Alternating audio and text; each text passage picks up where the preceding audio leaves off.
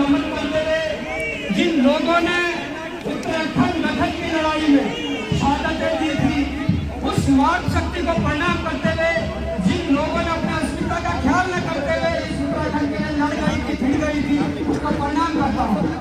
आज मैं प्रणाम करता हूँ जिस सड़क पर खड़ा हूँ, उस खादी माटी को, इस आंदोलनकारी धरती को प्रणाम करता हूँ। संक्षेप में मैं कुछ शब्द कर कहना चाहूंगा और शर्त है कि आप लोगों को ये बात समझनी पड़ेगी।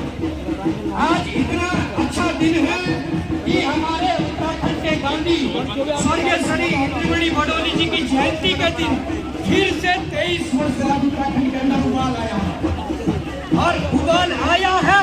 और हमें ये पता है कि जब उत्तराखंड के आंदोलन, उत्तराखंड के भीतर इस प्रकार के जन आंदोलन खड़े हुए हैं, तब बड़े बड़े परिवर्तन आए हैं। मैं ये कहना चाहता हूँ, मूल निवास और भू कानून पे मैं दो शब्द कुछ कहना चाहूंगा और शर्त है कि आप लोग उसको गहराई से समझें। मूल निवास है क्या, ये बात हमें जन तक पहुंचानी पड़ेगी, जन को सुनानी पड़ेगी।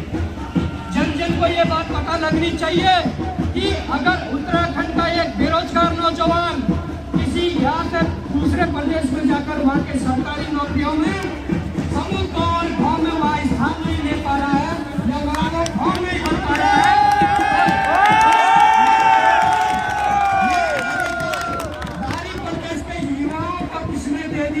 कि तुम उत्तराखंड में आकर यहाँ के सरकारी विभागों के समूहों के माध्यम में संघर्ष करो। जिस दिन उत्तराखंड के अंदर बने सारे शासनादेश, जो शासनादेश उत्तराखंड के भीतर रोजगार को लेकर बने हैं, उन शासनादेशों में जो संशोधन होना है वो संशोधन इस प्रकार के होना चाहिए। जो हमारे जो अभी शासनादेश है उनमें लिखा गया है कि उत्तराखंड की समूह और गाँव की नौकरियों में जो अनिवार्य जो प्रमाण पत्र है वो स्थायी निवास होना जरूरी है। उत्तराखंड में 15 वर्ष की वैधता है कि 15 वर्ष में रहना उसका ही बनेगा, परंतु सत्यता ये है 4 और 5 साल में बाहर का बंदा यहाँ रहकर स्थायी निवास प्रमाण पत्र बना रहा है। मैं ये कहना चाहूंगा कि जिस प्रकार से जो सारे शासनादेश है उनमें सबसे पहले संशोधन होना चाहिए कि उत्तराखंड के सरकारी विभागों में समूहों की नौकरियों में यहाँ पर स्थायी निवास की जगह मूल निवास को अनिवार्य किया जाए, तभी हम अपने युवाओं के रोजगार को सुरक्षित कर पाएंगे।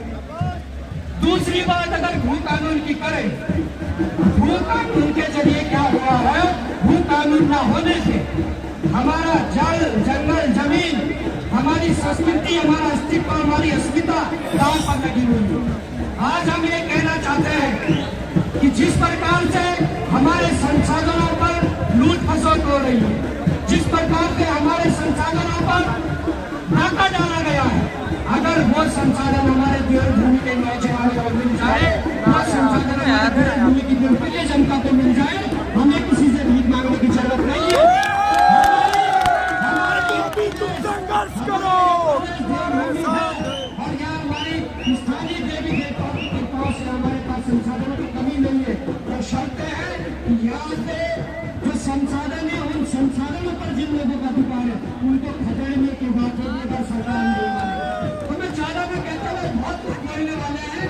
मैं ये कहना चाहता हूँ कि इन दोनों मांगों को लेकर ये नहीं है कि आप आज आ गए, ये लड़ाई निरंतर चलनी चाहिए।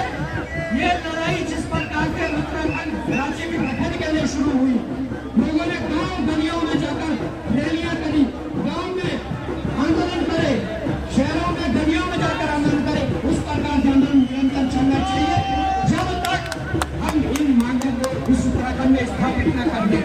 जो उत्तराखंड को लेकर अवधारणा थी, जिस अवधारणा को लेकर उत्तराखंड राज्य बना था, उस अवधारणा को हम तब पा पाएंगे अगर हम अपने हक हकूक की जो लड़ाई है इसको जीतेंगे।